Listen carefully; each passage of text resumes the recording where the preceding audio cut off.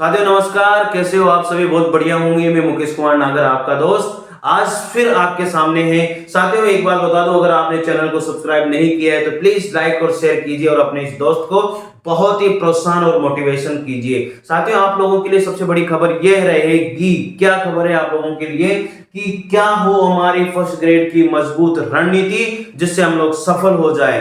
साथियों मैं आपको बता दूं, बहुत अनेक साथी होते हैं जो अपने मार्ग से भटक जाते हैं और बीच में अपनी तैयारी को वो ड्रॉप कर देते हैं, बीच में अपनी तैयारी को बहुत कमजोर कर देते हैं।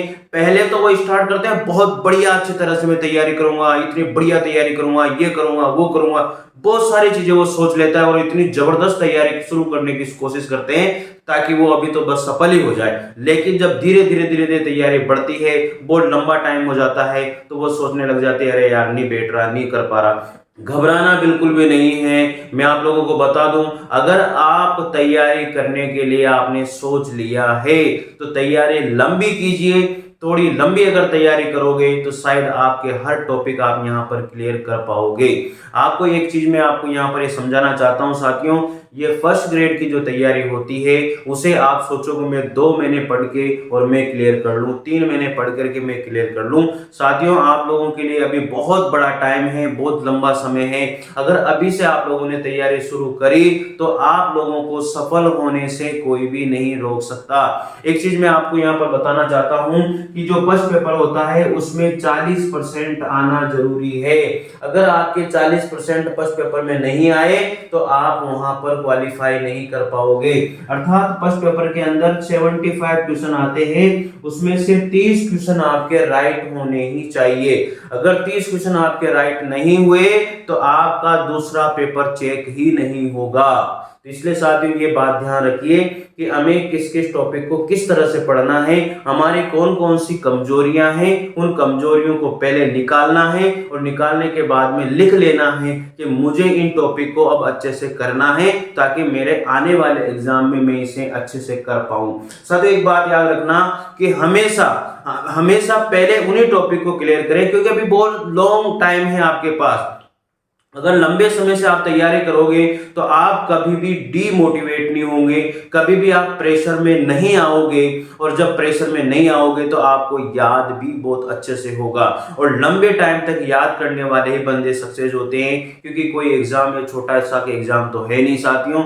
इसका सिलेबस अगर पढ़ा जाए तो 2 साल तक भी खत्म होने वाला नहीं है, इतना लंबा चौड़ा सिलेबस है। लेकिन साथ में मैं आप लोगों को यहाँ पर ऐसी बुक लिस्ट बताने वाला हूं जिससे अनेक बंदे जो है सक्सेस हुए हैं, अनेक बंदों ने जो है सफलता प्राप्त करी है। तो वो बुक लिस्ट भी आप लोग यहाँ पर देख लीजिए कि किससे कौन सी बुक पढ़ी जाए या जिससे हमारा ये टॉपिक अच्छे से क्लियर हो जाए। साथियों कुछ आप लोगों के लिए टिप्स हैं और उन्हें आप लोग अच्छे से कीजिएगा। सबसे पहले मैं बात करता हूं साथियों, यहाँ पर गाइड की मैं बात कर रहा हूं। देखो साथियों मेरे को कोई लेना देना नहीं है, मैं किसी का कोई प्रचार प्रचार यहाँ पर नहीं कर रहा हूँ। साथियों जो गाइड है, गाइड के अंदर सबसे ज्यादा जो स्टूडेंट पढ़ते हैं वो लक्ष्य की पढ़ते हैं। ये 2 भाग में आती है साथियों, 2 भाग इसके आते हैं। दूसरी गाइड है हमारे यहाँ पर पेनोरमा। कौन सी गाइड है? पेनोरमा। ये गाइड भी सबसे ज्यादा चलती है। इन दोनों ही गाइड में से आप कोई सी भी गाइड ले सकते हो साथियों, और मेरे हिसाब से तो आप दोनों में से जो आपको अच्छी लगे पढ़ने में, जिसकी लैंग्वेज आपको अच्छी लगे, दोनों में से एक ही गाइड लेनी है आप लोगों को। अगर आपने लक्ष्य खरीदी है तो पेनोरमा पर बिल्कुल भी नहीं जाना है, और पेनोरमा खरीदी है तो लक्ष्य पर आपको नहीं जाना है। तो मतलब ज्यादा जो स्टडी मटेरियल है वो ज्यादा इकट्ठा नहीं करना है। इकट्ठे करने से हम लोग जो है कि ये पढ़ूं या वो पढ़ूं, हमारा इस तरह से माइंड जो है खराब हो जाता है और हमें ये काम नहीं करना है साथियों। इसलिए दोनों में से एक ही गाइड आप लोगों को लेनी है और फिर बार बार उसको रिवाइज करना। तो सबसे पहले दूसरी चीज पढ़ने से पहले आप एक बार इन गाइड्स को एक बार अच्छे से पढ़ लीजिए।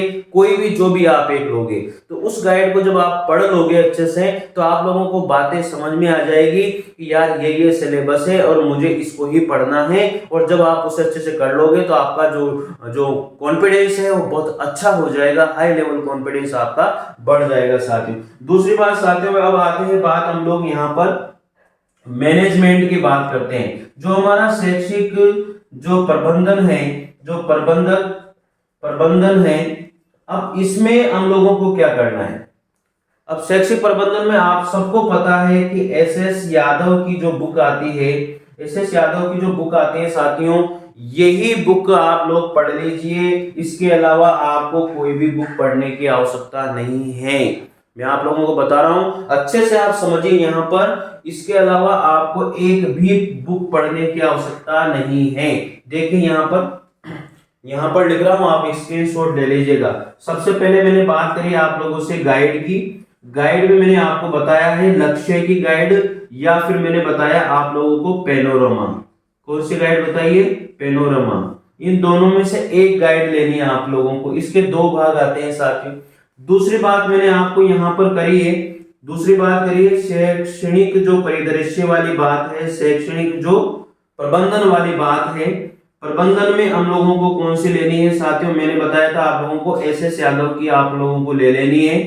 SS यादव सर की बहुत ही अच्छी बुक आती है और इसे आप ले लेना कलाम पब्लिकेशन से। अभी ये प्रेजेंट टाइम पर ये बुक आ रही है। इसके अलावा एक भी बुक आपको नहीं पढ़नी है। किसमें? इस शैक्षिक प्रबंधन में आपको एक भी बुक इसके अलावा बिल्कुल भी नहीं पढ़नी है। दूसरी बात साथियों, मैं आप लोगों को यहाँ पर करूंगा इतिहास। इतिहास वाली जो बुक है, हमारा जो हिंदी का इसमें जो हमारा जो इंडियन जो इतिहास वहां पर आता है, उस इतिहास के अंदर हमें कौन सी पढ़नी है? जो भंवरिया सर की जो बुक है, उनकी बुक आती है। कौन सी बुक आती है? पवन जो भंवरिया सर है, इनकी बुक आती है इतिहास की। और इसके अलावा आपको कोई भी बुक नहीं पढ़नी है। आप लोगों को सटीक बता रहा हूं, इससे ज्यादा कुछ भी नोट्स वगैरह, इससे ज्यादा कुछ भी आपको नहीं खरीदने हैं और इन्हें ही पढ़िए। बार बार इनको रिवाइज कीजिए, अच्छे से तैयार कीजिए। मैं कह रहा हूं गारंटी से एक भी क्वेश्चन आपका बाहर नहीं जाएगा साथियों। दिल से बता रहा हूं आप लोगों को ये सारी चीजें। इसके बाद में तीसरे नंबर पर बात करते हैं, फोर्थ नंबर पर बात करते हैं। तीसरे नंबर ये हो गया इतिहास, और फोर्थ नंबर पर यहाँ पर बात करेंगे हम लोग हिंदी की बात कर लेते हैं।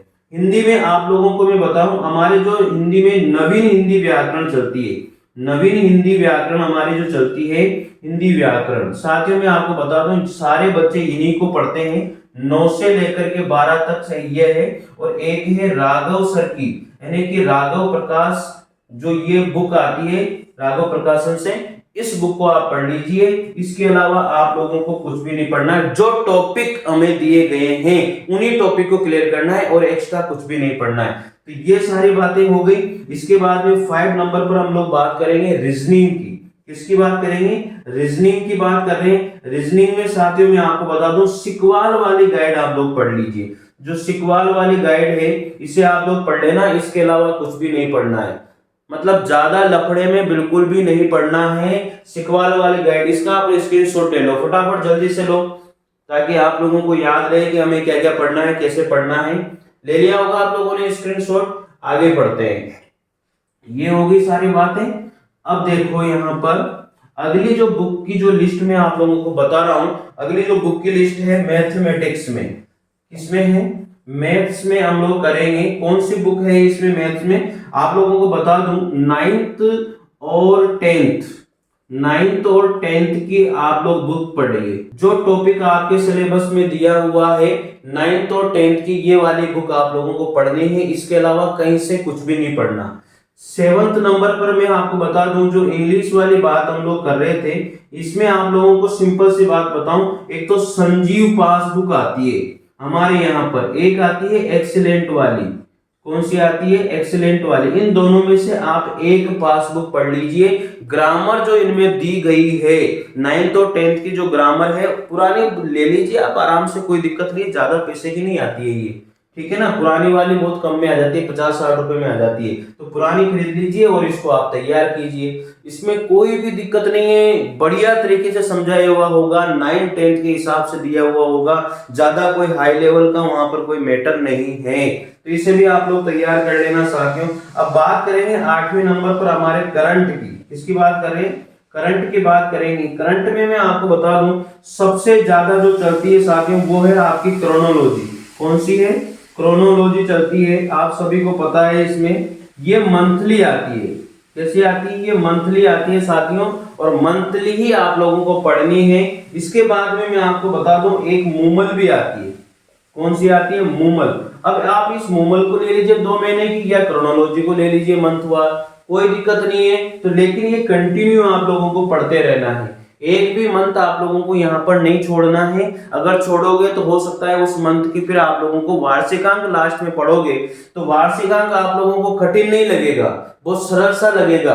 तो साथियों एक बात ध्यान रखना, अगर आप मंथली क्रोनोलॉजी पढ़ रहे हो तो मंथली क्रोनोलॉजी पढ़िए, या फिर 2 मंथ में जो मूमल पढ़ रहे हो तो मूमल पढ़िए। एक ही चीज पढ़िए बार बार, मैं आपसे बता रहा हूं हमेशा 2 चीजों के पीछे नहीं पढ़ना है। और लास्ट में आप लोगों को जो इसका जो वार्षिकांक आता है उसे आप पढ़िए। और वार्षिकांक में आप लोगों को बता रहा हूं नाथ पब्लिकेशन का आता है। किसका आता है? नाथ पब्लिकेशन का जो करंट का वार्षिकांक आता है इसे आप लोग पढ़ोगे। किसका? करंट का बता रहा हूं आप लोगों को, नाथ पब्लिकेशन का वार्षिकांक आता है, उसे आप अगर आपने अच्छे से कर लिया तो मैं गारंटी देता हूं कि एक भी क्वेश्चन बाहर नहीं जाता है।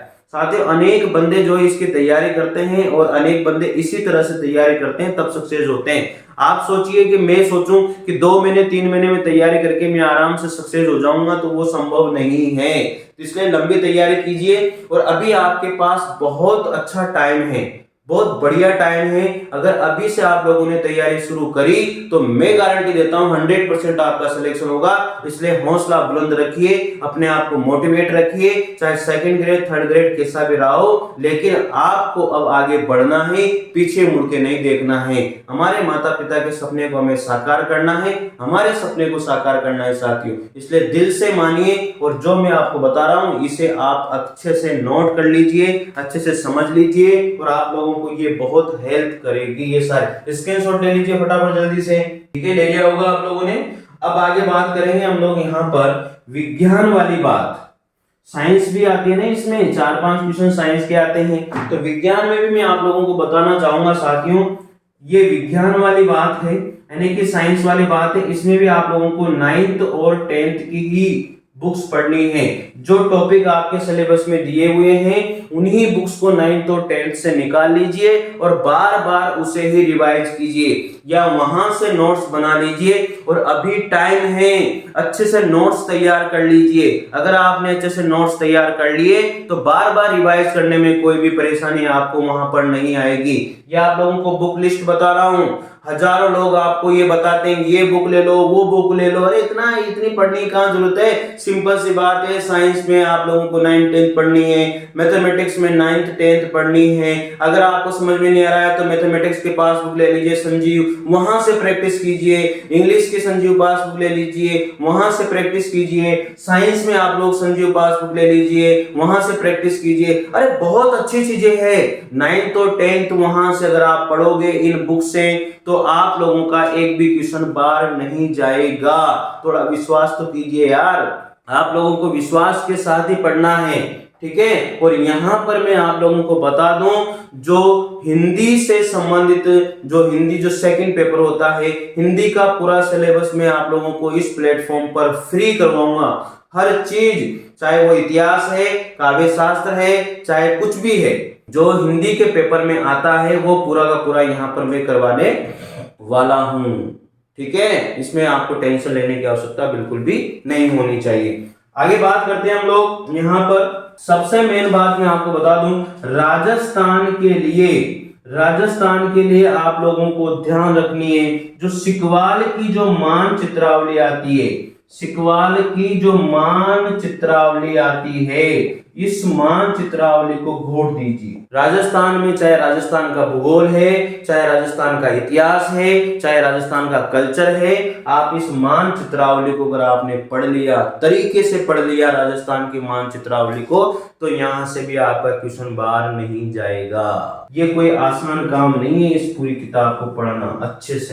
अच्छे से रिवाइज कीजिए, 10 बार रिवाइज कीजिए। अरे क्यों भटकते हो इतनी मोटी मोटी किताबों पर, जब यहाँ पर आपको पूरा निचोड़ दे करके निकाल करके दे दिया तो क्यों भटको। मेरे को कोई सिकवाल से कोई लेना देना नहीं है, लेकिन मैं आप लोगों को वो बता रहा हूं जो मुझे अच्छा लगा है। तो इसलिए साथियों विश्वास मानिए और इन चीजों को लेकर के आइए और पढ़िए, ठीक है। अब आगे बात करते हैं हम लोग यहाँ पर पॉलिटिकल्स की, यानी कि राजनीति जो आती है, जो उसमें पॉलिटिकल्स आती है, संविधान वाला जो टॉपिक आता है उसके अंदर वो कहां से पढ़ें। जो संविधान वाला टॉपिक है साथियों, उस संविधान वाले टॉपिक में भी आप लोगों को मैं बता दूं, बहुत बढ़िया बात है कि आप लोग वहां से, मैं एक चीज बता रहा हूं आपको यहाँ पर, परीक्षा वाणी, कौन सी बुक है, परीक्षा वाणी, ये बुक है।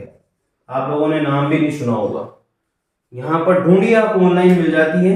तो पॉलिटिकल्स आप लोगों को एक ये बुक आती है परीक्षा वाणी, ये बुक है, इसको परीक्षा वाणी बुक को आप लोगों को ले लेनी है और इससे आप लोगों को ये चीज अच्छे से कर लेनी है। इसमें दोनों तरह के प्रश्न दिए गए हैं, सब्जेक्टिव ऑब्जेक्टिव प्लस थ्योरी, सब कुछ दिया गया है। आप लोगों को ये पूरा का पूरा मैंने ब्रीफ कर दिया है फर्स्ट पेपर में कौन कौन सी बुक आप लोगों को पढ़नी है और कैसे पढ़ना है। अब आप लोग इन सभी को नोट्स को पहले इन सभी को इकट्ठा कीजिए, उसके बाद में आप लोग अपनी स्ट्रेटेजी बताइए और उसके बाद में लिखिए कि मुझे कितने घंटे किसमें देने हैं और अभी से ही शुरू कर दीजिए। अगर आपने अभी से ही इस काम को शुरू कर दिया तो अच्छे से नोट्स आपके पास तैयार हो जाएंगे और फिर बार बार उन रिवाइज कीजिए, बार बार उन नोट्स को घोटिए और बार बार जब उन नोट्स को आप घोटोगे तो अच्छे से आपके माइंड में सेट हो जाएंगे, क्योंकि 30 प्रश्न तो राइट होने चाहिए। और मैं आपको ये बता रहा हूं, जिस भी स्टूडेंट के 30 प्रश्न राइट हो जाते हैं तो सेकंड पेपर तो उसका अच्छा होता ही है और उसका सिलेक्शन होता ही है इसके अंदर, क्योंकि 30 प्रश्न राइट होना भी स्टूडेंट के लिए बहुत बड़ी बात हो जाती है यहाँ पर। तो लेकिन अब आप सब्जेक्ट के भरोसे बैठे रहते हो, अरे सब्जेक्ट में तो सभी करते हैं, सब्जेक्ट में तो सबका एवरेज बढ़िया ही होता है, उसकी तो टेंशन मत लो, ये फर्स्ट पेपर ही होता है सब कुछ सिलेक्शन के लिए, फर्स्ट ग्रेड के पेपर में। और सबसे बड़ी बम्पर वैकेंसी आने वाली है, जबरदस्त वैकेंसी आने वाली है, हर सब्जेक्ट की बहुत खतरनाक वैकेंसी होगी साथियों। इसलिए यकीनन मानिए, दिल से बता रहा हूं आप लोगों को, फर्स्ट ग्रेड की तैयारी करना शुरू कर दीजिए। जिसने एमए बीएड किया हुआ है, एक सटीक रणनीति मैंने आप लोगों को बता दी है कि आप लोगों को अभी से ही तैयारी शुरू कर देनी चाहिए। और ये जितनी भी मैंने बुक लिस्ट आपको बताई है ये इकट्ठी कीजिए और इनसे नोट्स बनाइए और फिर तैयारी शुरू कर दीजिए अच्छे से। आप लोगों सेकंड पेपर हिंदी का मैं यहाँ पर पूरा आप लोगों का करवाऊंगा। शैक्षणिक प्रबंधन वाली जो बुक है एस.एस. यादव सर की, वो पूरी मैं यहाँ पर करवाने वाला हूँ, अच्छे से नोट्स यहाँ पर कराने वाला हूँ। तो आप दिल से यकीनन मानिए, विश्वास कीजिए और पढ़ते रहिए। साथियों एक बात मैं आप लोगों को यहाँ पर यह भी बताना चाहता हूँ कि सबसे पहले आप लोगों को गाइड ही पढ़नी है। क्या पढ़नी है? सबसे पहले आप लोगों को गाइड ही पढ़नी है और गाइड पढ़ने के साथ साथ उसके बाद में आप लोगों को ये पता लग जाएगा कि यार मेरे को अब क्या तैयार करना है। तो साथियों ये सारी चीजें हो गई, आप लोगों को शायद अच्छा लगा होगा। अब मजबूत के इसके लिए तो आप लोगों को अभी से पढ़ना शुरू करना पड़ेगा। तो साथियों ये था फर्स्ट पेपर का सारा मामला और इसे आप अच्छे से तैयार कीजिए। शायद मेरी बात आप लोगों को समझ में आई होगी और शायद आप लोग ऐसा करोगे जिससे आप लोग जो है सफलता की कहानी को गढ़ सको, सफलता की कहानी को लोगों को बता सको साथियों। तो साथियों मिलते हैं अगली मजबूत रणनीति के साथ, तब तक के लिए आपको जय हिंद जय भारत, थैंक यू।